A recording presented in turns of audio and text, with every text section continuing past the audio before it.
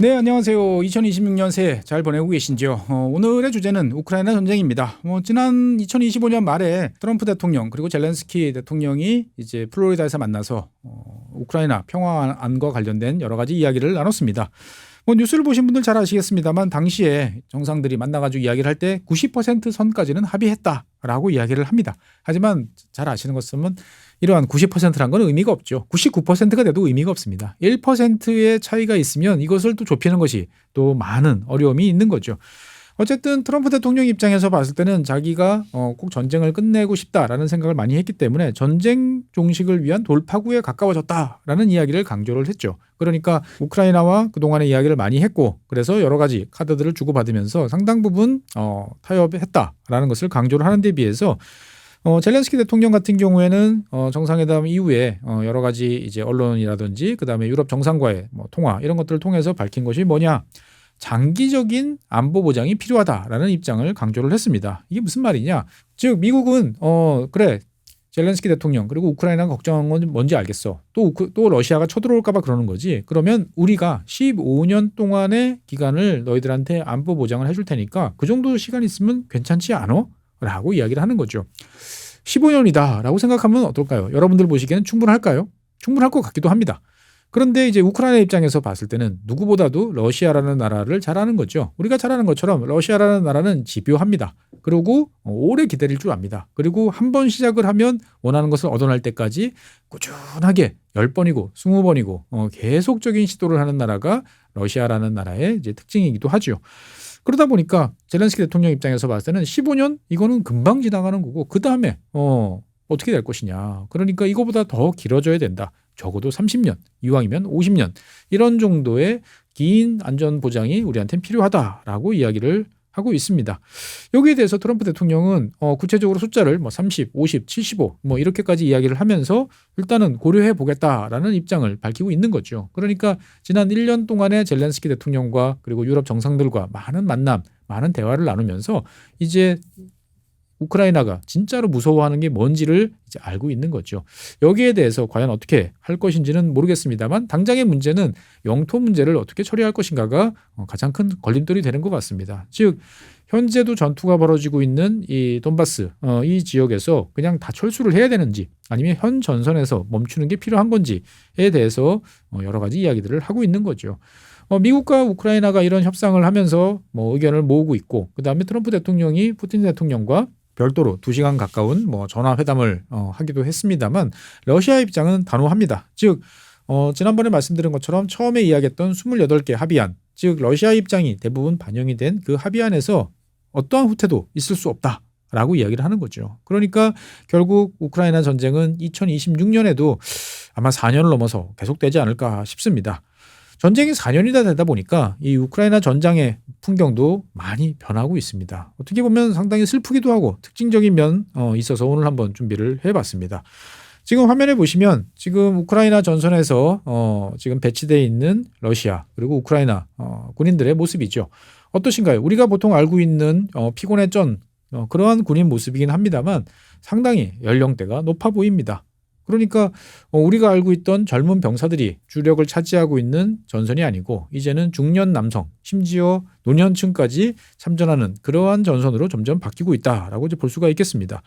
최근에 화면에 보시는 것처럼 최근에 우크라이나 전선에 러시아군의 전사자 명단들이 일부 유출이 돼가지고 이것을 토대로 해서 연령을 확인해 본 적이 있습니다. 그러니까 러시아의 NGO라든지 이런 단체들이 확인을 해봤더니 평균적으로 연령이 50대에서부터 70대까지 올라가는 그러한 모습을 보입니다. 믿어지지 않겠습니다만 지금 화면에 보이시는 루안스크에서 전사한 이분 슈발로프라는 이분 같은 경우는 행정서류상 71세로 전사한 것으로 확인이 됩니다. 71세가 전선에서 투입이 돼서 전투를 치르다가 사망이 된 거죠. 지금 다른 분 시소예프라는 이분 같은 경우도 사망한 것으로 확인이 되는데 69세입니다. 당연히 러시아는 만 나이를 쓰겠죠. 그러니까 우리로 따지면 여기서 한두 살씩 더 올립니다. 그러니까 70세가 넘는 노년층이 전선에 군인으로 투입이 돼가지고 싸우다가 전사하는. 야, 이게 인류 역사상 이런 일이 있었나라는 생각이 좀 드는 거죠. 돌이켜보면 2022년 러시아가 우크라이나를 처음 침공하던 시절에 러시아 군의 모습은 여러 가지 이미지로 남습니다만 어쨌든 당연히 정규군 그리고 정예부대 이런 것들이 우리 생각에 기억이 나는 거죠. 그래서 많은 희생을 치렀고 그다음에 2022년 하반기에 이제 30만 명을 동원하는 이제 준 동원령이죠. 완전 동원령은 아니고 준 동원령을 발동을 했는데 이 당시에 주로 30대들이 동원이 됐어요. 그러니까 원래 처음에 전쟁을 시작했을 때는 20대가 주축이었고 그다음에 2022년 말이 되면 30대가 주축이 됐는데 이것이 3년 정도 지나고 나니까 이제는 40대, 50대, 심지어 70대까지 전선에 투입되는 그러한 상황을 이제 보이고 있다라고 이제 볼 수가 있겠습니다. 그래서 실제로 지금 우크라이나 전선에 투입된 러시아군의 여러 가지 이제 그 비중들을 살펴보면 화면처럼 극적인 변화를 많이 겪었습니다. 즉 처음에 전쟁이 시작된 초창기에는 당연히 레귤러 정규군이 압도적으로 많은 비중을 차지했어요. 하지만 인명 피해가 커지고 여러 가지 문제들이 발생을 하기 시작하자 2022년 하반기부터 우리가 PMC라고 이야기하는 전쟁 기업들이라고 하는 바그너 그룹을 대표하는 사람들이 투입이 되면서 희생률이 치솟기 시작을 했습니다. 그래서 2023년에 우크라이나 전선은 어떻게 생각해 보면 다 PMC 그리고 바그너 그룹이 주도했던 그러한 이제 사람을 갈아놓는 그러한 전투였구나라는 것을 볼 수가 있겠습니다. 그래서 화면에 보시는 것처럼 2023년에 러시아군의 희생이 가장 많았고 그 이후에는 PMC도 이제 바그너 그룹의 여러 가지 반란 이런 것들을 통해서 상당 부분 정리가 됐고요. 그리고 2024년부터는 가장 많은 비중을 차지하는 것이 이제 계약병들이 많이 이제 투입이 되면서 이제 전사자 비중도 당연히 높아지는 그러한 상황을 맞이했다라고 정리를 해볼 수가 있겠습니다. 그래서 2023년에는 이제 30만 명에서 2024년에는 43만 명으로 점점 더 많은 계약병들이 이제 전선에 투입이 이제 돼 가는 거죠. 이러한 과정에서 투입되는 계약병들의 연령 그리고 전사자들 데이터를 확인을 해보면 나이가 많아지고 있다라고 이제 볼 수가 있겠습니다. 전쟁 초반에 우크라이나에 투입되는 러시아 평균 연령은 당연히 20세 정도 내외였어요. 그런데 현재는 36세입니다. 이거는 평균이에요. 그런데 이제 아까 보여드린 것처럼 제일 많은 이제 그 비중을 차지하고 있는 계약병들 같은 경우에는 이제 현재 40세를 훨씬 초과했다라는 이야기가 나옵니다. 그러다 보니까 이 계약병들 중에서 전사하는 사람들 비중으로 보면은 지금 진한 청색으로 표시되는 것들이 계약병 중에서 연령대로 나눈 전사자를 쭉 보여주는 건데 압도적으로 40대에서 50대가 높다라는 것을 볼 수가 있습니다. 물론 전체적인 비중으로 보면은 앞선 세대도 있습니다만 비율로 따지면은 중년층의 계약병 사망률이 매우 높구나라는 것을 볼 수가 있겠습니다. 우크라이나 전선은 우리가 지금 지도상으로 봤을 때는 밀고 밀리는 공방전이 별로 안 보이다 보니까 그냥 소강 상태를 유지하고 있는 것 같이 보이지만 매일 끔찍한 전쟁이 이어지고 있죠.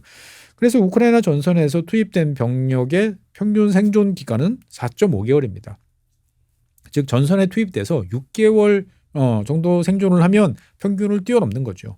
그러니까 그만큼 이제 많은 사람들이 초반에 투입되자마자 전사를 하고 그러한 초반에 빨리 전사하는 사람들이 당연히 대응 능력이 느리고 여러 가지로 체력적인 한계가 있는 중년층의 계약병들이 그러한 포지션을 차지하고 있다라고 볼 수가 있겠습니다.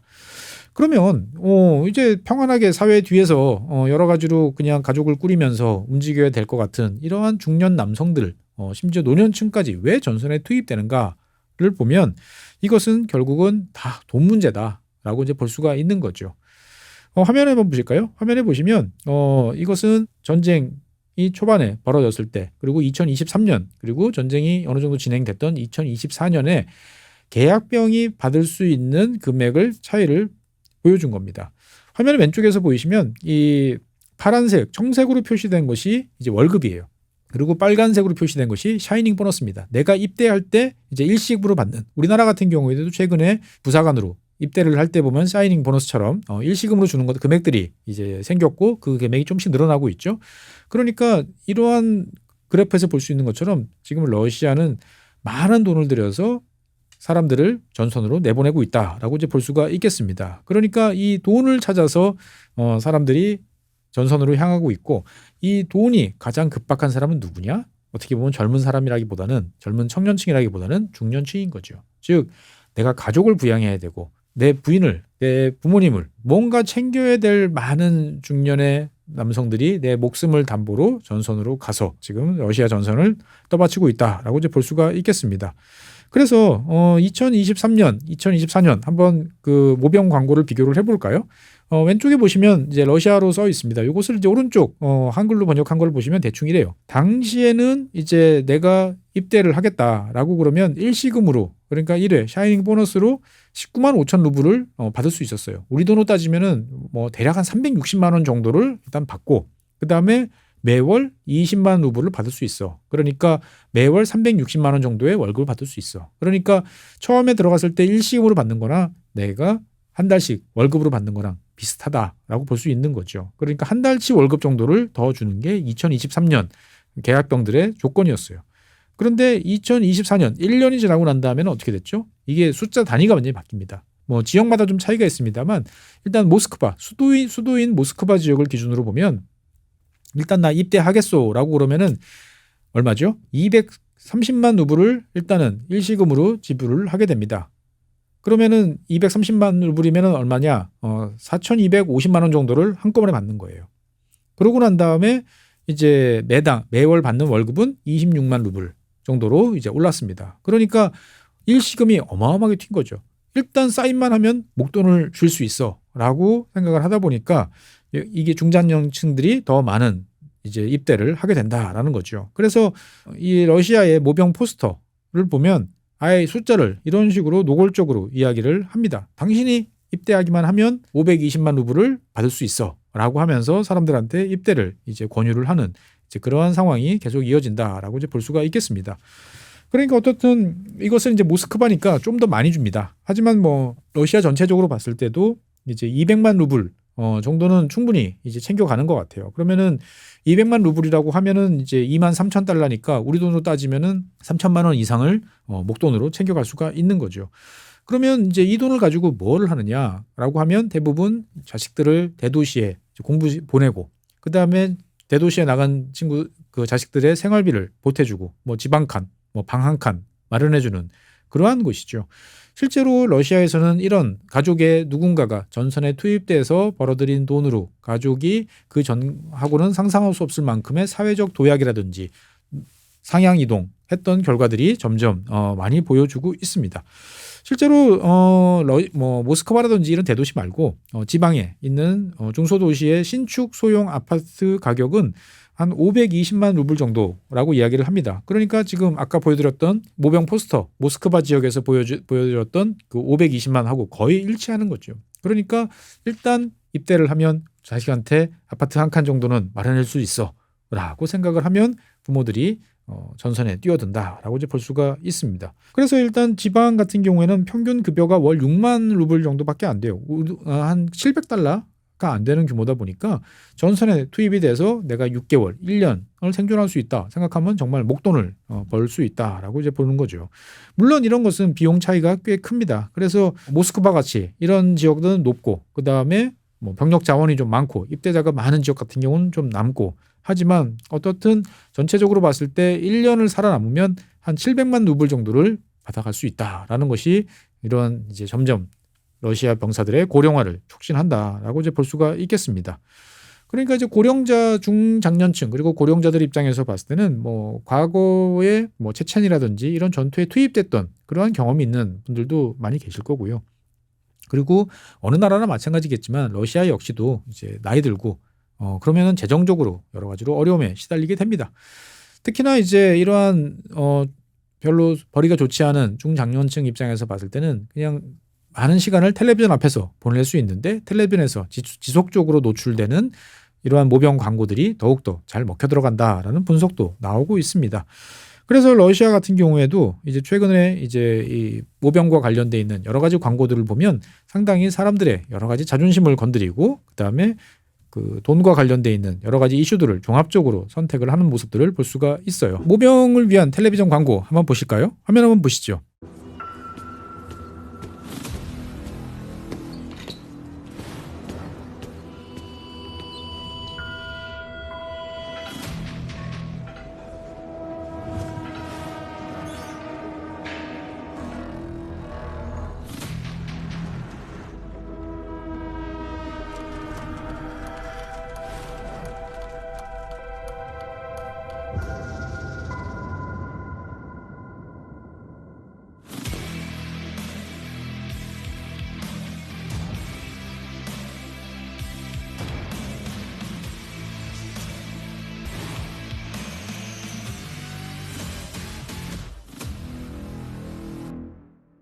어떠신가요? 이 화면 보시면 일단은 누가 주 타겟이죠? 피트니스 클럽의 트레이너, 그 다음에 택시 운전사, 그리고 마트의 경비원, 이런 사람들이 주요 타겟으로 등장을 합니다. 이런 사람들의 가장 큰 공통점은 뭘까요? 러시아라는 사회에서 봤을 때는 그닥 좋은 직업이 아닌 왜 그 일하고 있어? 라고 하는 평가를 그렇게 받는 것 같습니다. 그리고 또 다른 한편으로 보면은 이제 중장년층, 특히나 트레이너 같은 경우는 좀 어렵지만 택시 운전사라든지 경비원 같은 경우에는 40대 이 정도들 많이 할 수 있는 거죠. 그러니까 이 광고에서 계속 강조하는 건 뭐죠? 당신이 정말 원해서 그 직업에 만족하고 있는가? 그렇지 않지 않냐라고 이야기를 하는 거죠. 무미건조한 일상에서 탈출해서 돈도 벌고 국가를 위해서 한번 봉사를 하지 않겠는가라고 이야기를 하는 거죠. 그래서 이 우크라이나 전선에 투입되기 위한 여러 가지 병사들을 모집하기 위한 러시아의 광고들을 보다 보면 재밌는 면이 하나 있어요. 처음에는 뭐라고 이야기하느냐? 러시아 영웅들에게 영광을 이라고 이야기를 합니다. 그러니까 러시아라는 정체성을 되게 내세워요. 그런데 이게 시간이 가면서 어떻게 되죠? 이러한 돈을 찾아서 오는 사람들은 대도시에 있는 러시아인보다는 지난번에 말씀드린 것처럼 저 머나먼 시베리아라든지 중소도시라든지 이런 데 있는 소수민족들이 훨씬 더 많이 옵니다. 그러니까 러시아라는 정체성을 계속 강조하다 보면은 이게 뭔가 안 맞을 수도 있다라는 거죠. 그러니까 민족을 넘어서서 이제는 위대한 조국의 영웅들이라는 표현들이 점점 많이 등장을 하고 있는 거예요. 어떻게 보면 상당히 씁쓸하기도 하고 여러 가지 생각이 많이 듭니다. 잘 아시는 것처럼 러시아 같은 경우는 평균 수명이 그리 길지 않습니다. 상당히 짧죠. 그중에서도 남성들의 평균 수명은 더 짧습니다. 당연히 독신남들의 수명은 더 짧은 거죠. 그러니까 어떻게 보면은 러시아는 사회적으로 봤을 때 이제 급격하게 얼마 자기의 미래에 대해서 불투명한 이러한 중장년층들을 적극적으로 유인해서 병력으로 투입하면서 전선을 유지하고 그 다음에 사회의 안정을 도모하는 이제 그러한 모습을 꾀하고 있다라고 이제 볼 수가 있겠습니다. 이게 어떻게 보면 되게 잔인하지만 사회적으로 봤을 때 보면 이러한 과정을 쭉 거치면 어떻게 되죠? 사회적으로 부양 비용을 낮추는 이제 그러한 효과를 이제 거둘 수도 있다라는 점에 대해서는 여러 가지로 잔인하지만 효과적인 비즈니스가 작동하고 있다라고 이해를 해볼 수가 있겠습니다. 이러한 상황은 우크라이나도 비슷하면 비슷하지 좋을 건 없습니다. 화면 보시죠. 화면 보시면 지금 나와 있는 지금 이 장면들은 우크라이나 군이 여러 가지로 정비하는 이제 그러한 모습들인데 대략 정확하게 잘 안 보이시더라도 대충 보면 나이가 드신 분들이 많구나라고 볼 수가 있겠습니다. 우리로 따지면은 이제 50대 정도 되시는 분들이 여러 가지로 이런 무기 제작이라든지 전선에서의 정비 이런 것들을 이제 감당을 하는 모습들을 볼 수가 있는 거죠. 그래서 실제로 우크라이나 같은 경우에 보면은 현재 전선 투입 병력의 평균 연령은 45세. 평균이 45세 정도 됩니다. 그래서 30대 미만, 그러니까 20대 병력을 보기가 매우 어려운 거죠. 화면에 보는 것처럼 젊은 이 군인들을 젊은이들을 모집하기 위한 포스터들 여러 가지 활동들이 있습니다만 우크라이나 군의 주력은 중장년층이다라고 이제 볼 수가 있겠습니다.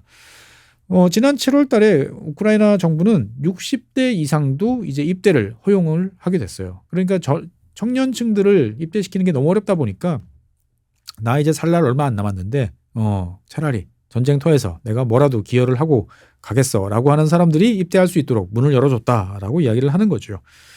그래서 이제 우크라이나 같은 경우는 사실 우크라이나 전쟁 초반서부터 많은 분들이 궁금해하셨어요. 왜 젊은이들이 전선에 투입되지 않지? 그러니까 원래 처음에 우크라이나 전쟁이 발발하자마자 당연히 동원령이 내립니다. 동원령이 발발됐을 때 우크라이나의 동원령 기준은 몇 세였냐면은 27세 이상이었어요. 그러다가 최근 들어서 이제 병력 부족이 심화되니까 25세로 이제 내려갔는데 이게 잘 시행이 안 되는 거죠. 그러니까 우리 생각에서 보면 당연히 만 18세가 딱 넘으면 이때부터 제일 우선적으로 징집 대상이 돼서 전선에 투입되는 게 맞을 것 같은데 우크라이나 같은 경우에는 처음서부터 근 30세 가까운 사람들이 주로 지금은 40대 중반 심지어 60대까지 전선에 투입되는 이러한 상황이 이제 보이고 있다는 거죠. 도대체 왜? 라는 질문을 던져볼 수가 있는데 사실 여기에는 우크라이나의 인구 구조를 한번 볼 필요가 있습니다. 이것은 이제 전쟁이 발발하기 이제 직전인 이제 2022년 초반 기준이라고 보시면 되겠어요. 보시면 어떠신가요? 되게 상당히 이상한 연령 구조를 보이고 있습니다. 그러니까 보통 보면 연령대들이 이렇게 봉긋 중앙에 어느 쪽이 솟고 그다음에 양쪽에 낮던지 하는 모습을 보여야 되는데 20대가 가장 없는 그러한 모습들을 보이고 있습니다. 그리고 30대가 제일 많아요. 이게 왜 그러냐? 그러니까 우크라이나가 이제 독립하고 난 이후에 여러 가지 경제적으로 극심한 혼란 그리고 해외 이주 이런 것을 겪으면서 청년층 당시의 출산율이 급감을 하고 그다음에 해외 이주가 많았던 것이죠. 그러니까 이 세대가 제일 적어요. 그러니까 결국은 젊은 층 만 18세에서부터 20승을 징집을 해봐야 얼마 되지가 않는 거예요. 그러니까 괜히 이걸 하느니 제일 많은 머릿수 어디죠? 30대. 여기를 징집해서 내보내는 것이 가장 현실적인 판단이었다라고 이제 볼 수가 있는 거죠. 다른 한편으로 보면은 우크라이나는 이제 그런 이야기를 노골적으로 합니다. 그러니까 만 18세에서부터 25세가 지금 당장이 아니고 전후 재건을 위해서 핵심적인 역할을 해야 되기 때문에 국가적으로 인내를 하고 이 자원을 아껴놔야 된다라고 이야기를 하는 거죠. 결국 그 결과는 이제 점점 고령화되는 장년층, 노년층 이런 분들이 이제 전선에서 뛰어다니고 드론을 날리고 포탄을 피해 다니고 참으로 뛰어드는 그러한 모습들을 보게 됩니다. 우리나라에서는 예비군 보통 동원 예비군 끝나고 나면 이제 정말 설마라고 생각을 합니다. 그리고 일반 예비군 이제 5, 6년 차 정도 되면 이제 6, 7년 차가요? 편성만 되고 이제 소집이 안 되는 이제 그런 경우도 많습니다만 실전에서는 40대 중반, 50대, 심지어 60대까지도 투입되는 것이 지금 전선이다라고 말씀드리겠습니다. 어떻게 보면 이러한 것들이 정말 빨리 끝났으면 좋겠다라는 생각이 듭니다. 그래서 지난 시간에도 말씀드렸습니다만 2026년 제가 제일 듣고 싶은 소식은 어쨌든 빨리 우크라이나 전쟁이 끝나고 지금 전선에서 고생하시는 이런 분들이 가정에 그리고 가족의 품으로 빨리 돌아가서 보다 행복한 인생을 보낼 수 있으면 좋겠습니다. 전쟁이라는 것은 결국 한 사회가 동원할 수 있는 모든 것을 동원하고 그 우선순위는 가장 가치가 없는 자원부터 동원하는 것이 아닌가라는 생각도 많이 들게 됩니다. 네, 오늘은 중장년층이 주력이 되고 있는 우크라이나 전선에 관한 이야기를 나눠봤습니다. 다음 시간에는 새로운 주제로 여러분 찾아뵙겠습니다. 고맙습니다.